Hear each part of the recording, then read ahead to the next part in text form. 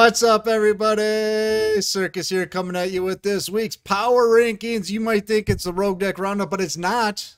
Herf is here because Kamel is out on assignment right now. Large and in charge. That's right. How you doing, Herf? Welcome to the big show. Hey, I feel honored to be filling in for Kamel today. All right. So if you don't know what we're doing here, each week we track decks as they're played in tournaments throughout the community, and then we rank them, assign them points based on how they finish, and then we rank them. So if a deck gets a first place finish, it gets 6 points. A second place finish is 4 points. A top 4 is 2 points, and the top 8 is a single point. And to keep it all consistent, we have to make sure all the tournaments are similar. So that means rounds of Swiss into a top 32 with a main deck and a side deck, best 2 out of 3, 7-card side, whatever. You know what I mean. He almost nailed it, folks. Not bad for his first try. What I'm getting at, but the tournaments that met those qualifications this week are... Oh, we got Battle Phase. We got Meta Freaklies. Why are they on here? Meta Weekly, Dark World Legacy, Yummy Cup, Meme Maker, Ruby League. Can't wait till Kamel comes back. But we got a top 5 for you this week. So let's take a look at number 5. 4, 3, 2, 1.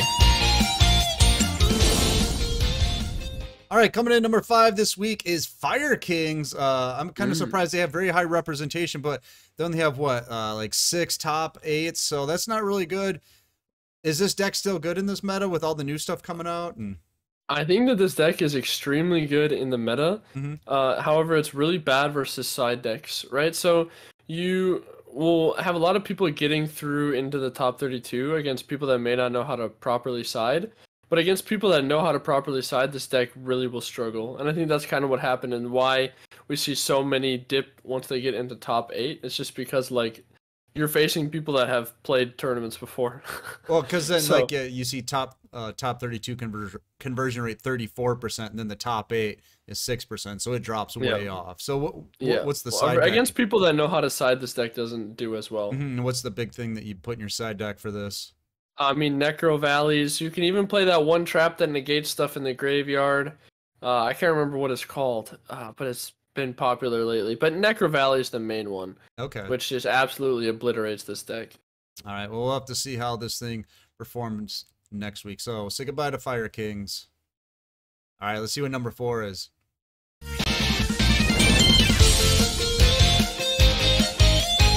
Swings in, lethal! Number 4 this week is the Water Deck. Remember when everybody was saying this deck is OP, it needs to be nerfed, and now it's just squeaking out a few victories here and there. I'm surprised to see it in the top 5. It must be all the Meta Freaklies it was farming. Let's see. It did get a top 4 in the Meta Freakly Friday and a top 8 in the Meta Freakly Wednesday. Hey. And a second place in the Meta Freakly Friday, so... But yeah, I don't think this deck is that good. Basically, it just loses going to anything going second, and like its only free matchup is, Fire Kings. Harpies obliterate it. Automatch should obliterate it. I mean, it's an expensive deck, right? 100 people. Yeah, but it sucks. Why does it suck? What do you mean it sucks? It's still a good deck. Because it all revolves around your back row like being relevant, and then just like Harpies hunting ground. Okay. Sick back row, pal. I guess one limiting factor also is you only get to XZ summon twice. Right? Because your skill only works twice. Dweller is not that good, right? Like, you lose to Book Channeler. Like, that's... Like, if your entire, like, optimal turn 1 loses to Book Channeler, your deck absolutely sucks. Well, the nice thing is not a lot of people are playing Harpies right now, right? Yeah, dude, nobody plays Harpies. You'll never see them, ever. But, hey, fewer people probably played them in the Meta Freakly, which is why they were actually able to do well there. You may not be a big fan of this deck, but it is one of the most represented decks and played decks. Sure. I mean, overall right now in the meta. So it's been in the top 4 or 5 for the past month. Easy. Yeah, it's easy to play. Okay. That's it. That's all I have to say. I mean, it's sure new 2.0.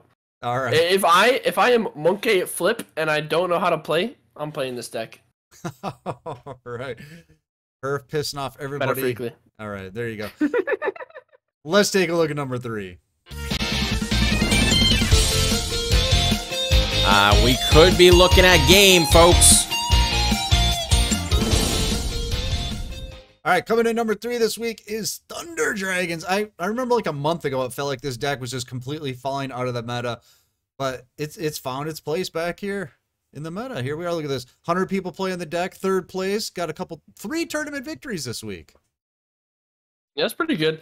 I definitely think that this deck thrives off of people maybe playing slower decks. I think this is one of the few decks that can actually doesn't really care about Harpies going second, as well as can be, Water going second in certain circumstances, or in most circumstances. I was talking about Fire King in certain circumstances, even though that's kind of a bad matchup. I mean, just it's more explosive than any other deck, which really helps it just push through anything. Really, like any matchup, you're never like, oh wow, I really hate this matchup. You know what I mean? But you're Right. like, I could beat this if I draw this card. And if you have a deck that can always win, you tend to win a lot. Now, Batterman Solar is kind of a new addition to the deck. Why is that in there? Well, they played it. So after Thunders got nerfed the first time, they started playing Batteryman Solar just because it dumps a light or a dark to the grave. Like it's literally okay. just like a free pitch. Mm-hmm.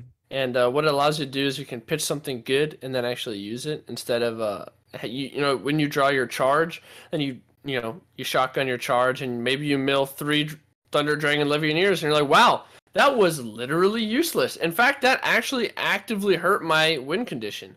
Batteryman Solar doesn't do that. Where it has a little bit more synergy. All right. Well, yeah. Good luck to G. Well, if not more synergy, just like more precision. Right. Okay. So good luck to G and his Thunder Dragons next week. Maybe they'll get in the top 2. Maybe. All right, here we go. Probably What's not. in the top 2 this week? Dun da da da. I wonder what it is. Up, da da. Man, who cares about it? No one cares about this, right? Does anyone care what's happening on the screen right now? Look at this. Number 2 this week. Automatch. Check this out. 181 people playing the deck. So a ton of people playing the deck. Look at that top 32 conversion rate. That's absolutely crazy.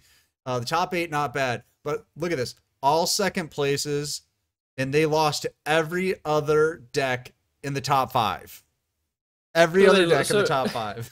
They basically had a close to a 50-50 top 32 conversion, right? Yeah. So just by playing the deck, you almost topped, essentially. Right. And so you would think that during that entire Swiss, you would have seen all of these decks before, so you would like know how to play against them and you'd feel confident. So then you get to the finals, and then you just get pooped on, which is very unfortunate. And they But lost overall, like in every like major tournaments, like they lost in the Meta Series, they lost in the Maker Cup Series, they lost in the Dark World Legacy Series, they lost in our series, the Ruby League. I mean, all across the whole tournament scene, they were losing in the finals. And I think the deck is actually in a really... I think it's really funny the way that they actually nerfed Onomatoplay, because what ended up happening is they didn't really nerf the skill all that much. Right? What they did is they just, like, when you would go first with the deck, you just search for, like... you'd search for a Sister, and then you'd get Head for a next turn. But now you just go Sister on your first turn, and then Head on your second turn. Like, it just minimizes your, like, total...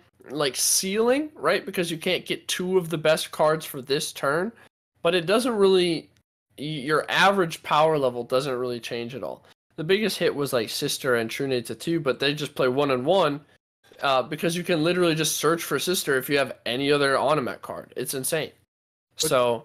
What's crazy is I'm giving it a hard time for taking all these second places, but this could very easily be the number 1 deck if they had won those matches, and it'd just be obliterating everybody. Yeah, this deck is actually extremely powerful right now, and the hard part is you can't really side for it. In all honesty, I mean, you can side like Stygian Dirge to mess up their Xyz plays, but they literally just pop the back row, right? I mean, they have backer removal, so you could try to side like hand traps in order to like stop their OTK or stuff like that, but it's what do you do? Like, it's incredibly difficult to side against. But you could still lose to every other deck in the meta like they did this week. So congratulations to Automatch on their second place finish. All right, what's number 1? I wonder. It could be one of 2 decks. I'm gonna give you the option. Is it Blue Eyes or is it Harpies? That's funny. Let's find It's out. funny that it's even 2 options. Is that Kiteroid in hand? It is not. That is lethal. And man, if you thought it was Blue Eyes, I got a bridge to So sell now that you. you've made it here, you realize that Blue Eyes sucks. Yes. And look at this. 300 people played the deck this past week. Look at the And conversion. a third of them topped. Yes, a third of them top. Top 8 conversion rate, 7%. But look at all those wins. What is that? 4 wins. But this 30 card deck is taking dominance. Last week we saw it like once or twice, like in all the representation. Now this is almost becoming the standard. Yeah, I never really liked the 30 card version just because like I'm not that lucky. But hey, if you're lucky and you can open the perfect balance of cards, hey dude, play the 30 card version. You're starting to see it a lot more in tournaments than we saw before. In just a week. So something must be good about it. You know. I mean, okay, so the thing is that the Hysteric Sign, or is that the spell card right there? Mm-hmm. I don't even know what it is. Hysteric Sign. Yeah, that card allows you to plus an insane amount, right? Like, right. Insane if you're able to draw it and resolve it and get all of its effects. So that's the main bonus. A lot of people are now playing Glyph as well. Yeah, I saw that as version, a good swallow target. So Glyph is also a very good option.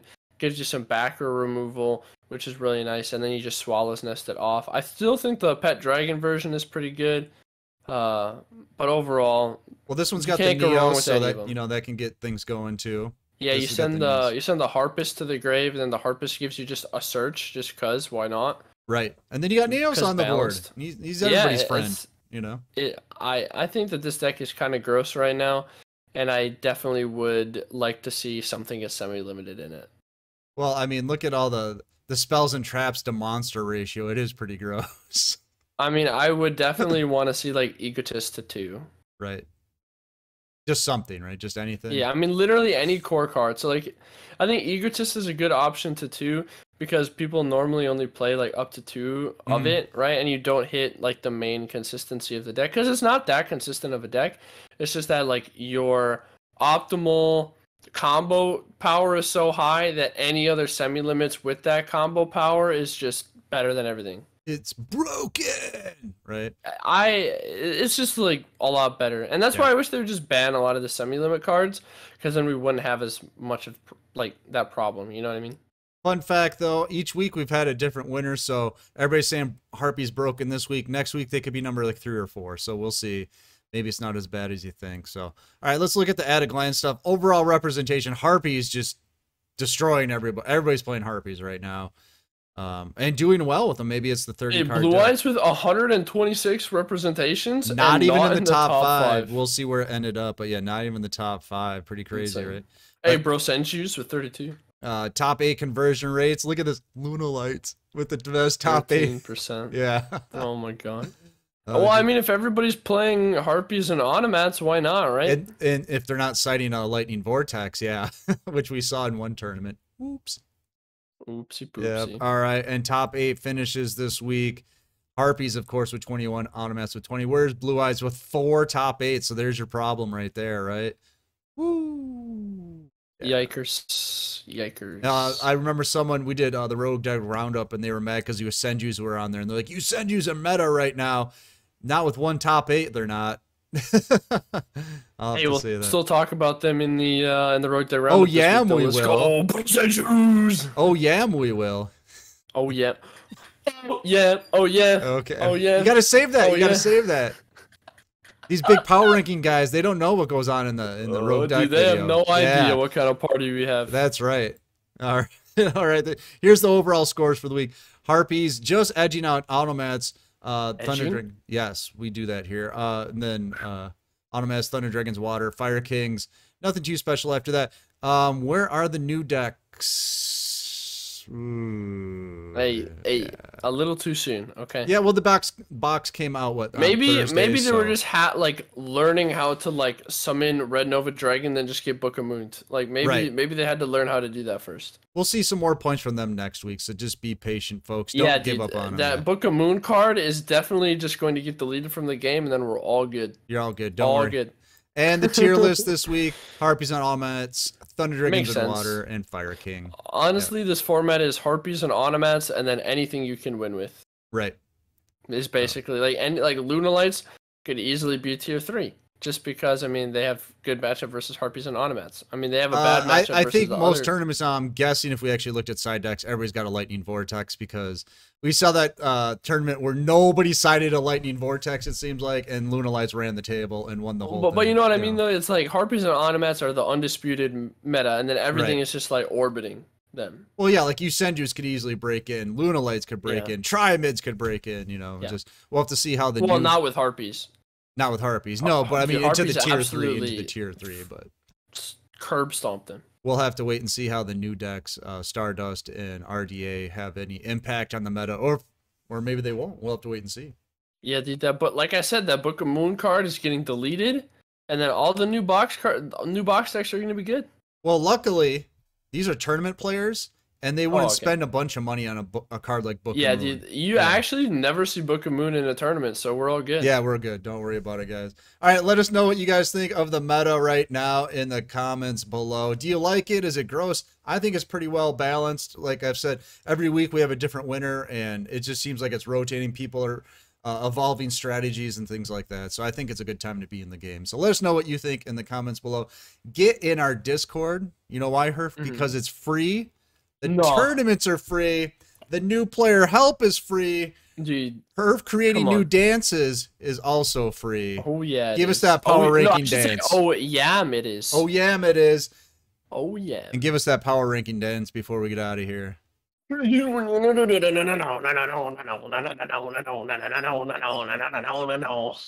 Nice. All right. We're going to get out of here. I'm Circus. I don't know what the hell that was, but that was Herf. It's dancing Herf. It's dancing Let's Herf. go. And we'll see you next time.